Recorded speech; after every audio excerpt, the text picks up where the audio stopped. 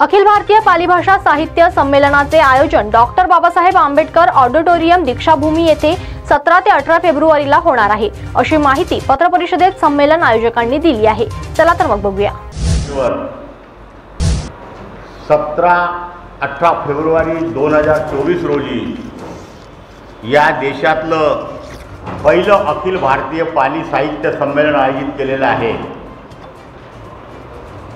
बुद्ध धम्मात पाली ही जी भाषा आहे ही अत्यंत प्राचीन अशी भाषा आहे आणि बौद्धकालीन ती भाषेवरील ते सर्व भाषेचा उगम त्या पाली भाषेमधूनच झालेला होता।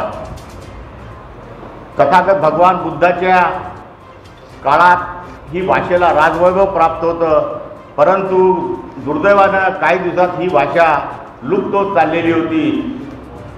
या नागपूर शहरात याच पवित्र दीक्षाभूमीवर परमपूज्य डॉक्टर बाबासाहेब आंबेडकरांनी 14 एप्रिल 1956ला बौद्ध धम्माची दीक्षा देऊन बौद्ध धम्माचं पुनर्जीवन याच पवित्र दीक्षाभूमीत केलं। माझ्यासह सर्व संयोजक अशोक सरस्वती आमची सर्व टीम या पवित्र भूमीवर पहिलं भारतीय पाली साहित्य संमेलन व्हावं अशी आम्ही सर्वांची इच्छा होती आणि त्या दृष्टीनं सर्व टीमनी या देश विदेशातले पाहुणे आणि 500 निवडक प्रतिनिधी या सभेला बोलवलेले आहेत। आपण या नागपूर शहराचे सर्व पत्रकार बंधू या पाली साहित्य संमेलनाचं प्रचार व प्रसार कराल यात दुमत नाही।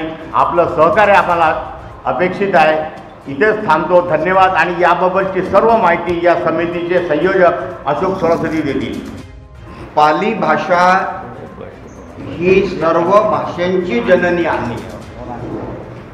भारतातलं प्राचीन तत्वज्ञान आणि प्राचीन भाषा म्हणून पाली भाषेचा गौरव आहे आणि या पाली भाषेमुळे देशाच्या बाहेर बुद्ध तत्वज्ञानाचा जो प्रचार झाला तर त्यामुळं भारताचा गौरव वाढला आहे।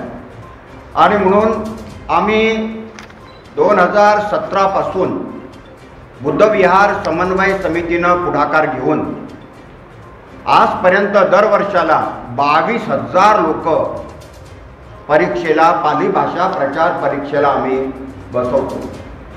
ही त्याची दुसरी पायरी आहे की पाली भाषेच्या बद्दलचा जो भय आहे ते भय राहू नये, कारण लाखो शब्द असे आहेत की दररोजच्या जीवनामध्ये आपण पाली भाषेतले बोलतो, पण ते आपल्याला माहीत नाही की हे पाली भाषेत आहे। तर या साहित्य संमेलनात जे काम चालणार आहे ते बऱ्याच काही गोष्टी त्या पाली भाषेत होणार आहे। तर त्यामुळं लोकांचं या पाली भाषेबद्दलचा जे ग्रह आहे तो बाहेर निघून जाईल आणि लोक त्या पाली भाषेला शिकण्याचा प्रयत्न करतील। हे पाली भाषा अखिल भारतीय पाली भाषा साहित्य संमेलन जे आम्ही आयोजित केलं यामध्ये ज्या संस्था आहेत तर दीक्षाभूमी बौद्धांच्या दृष्टीनं एक पवित्र स्थळ आणि श्रद्धास्थान आहे।